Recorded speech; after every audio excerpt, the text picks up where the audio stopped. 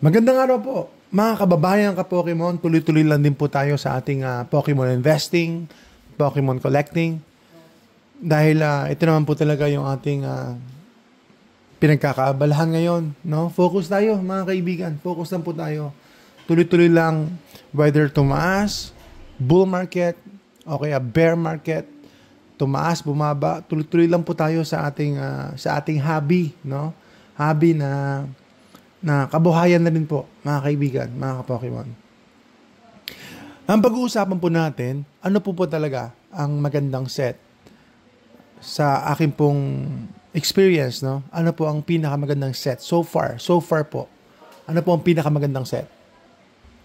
Yung pinaka-profitable na set. So mag-start po tayo sa number 3. Number 3, no? So far.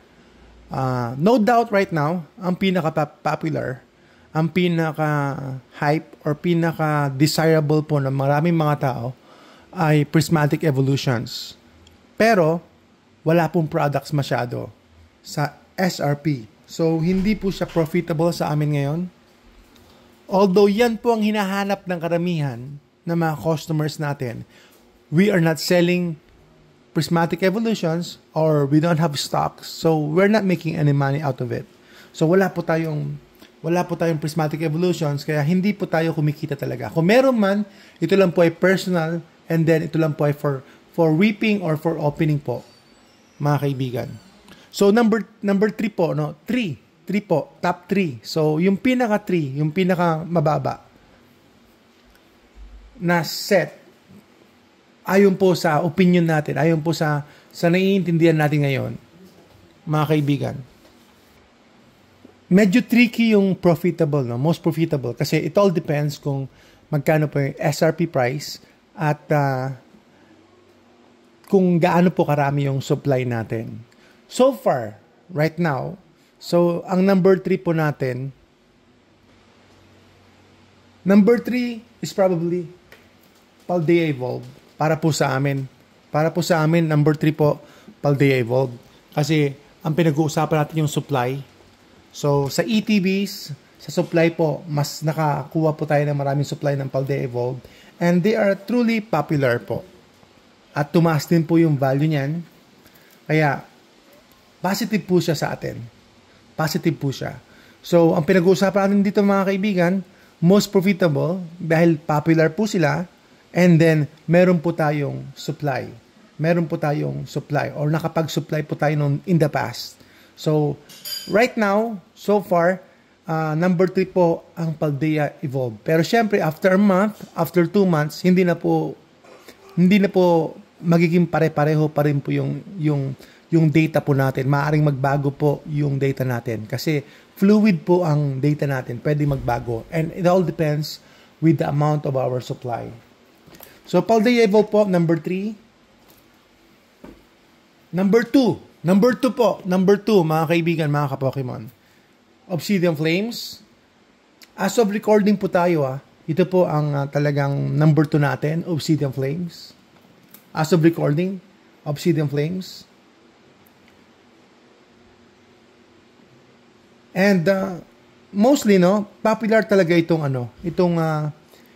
ETB dahil po sa promo card na Charmander.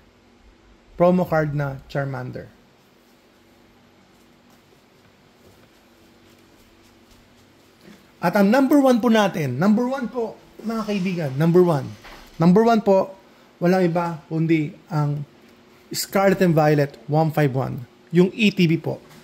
So, bakit po ito number 1? Number 1 po siya kasi yung ETB po kasi ay malaki po ang i-jump na pricing, no? Malaki po yung itinaas po na pricing po ng 151 ETB.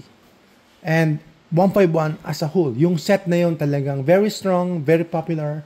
At yan lagi ang hinihingi ng mga tao. 151, pati poster, alakazam, binder. So lahat ng yan very popular. Mini-teens, bundle of course. Lahat ng yan ay very popular. At yun nga po, kahit na paano ay nakapag-supply tayo ng konti. Pero right now ay paubos po or paliit po ng paliit ang supply po ng sealed 151 boxes. Paliit po ng paliit, mga kaibigan. So, ang number 3 natin, Paldea Evolved. Number 2, Obsidian Flames.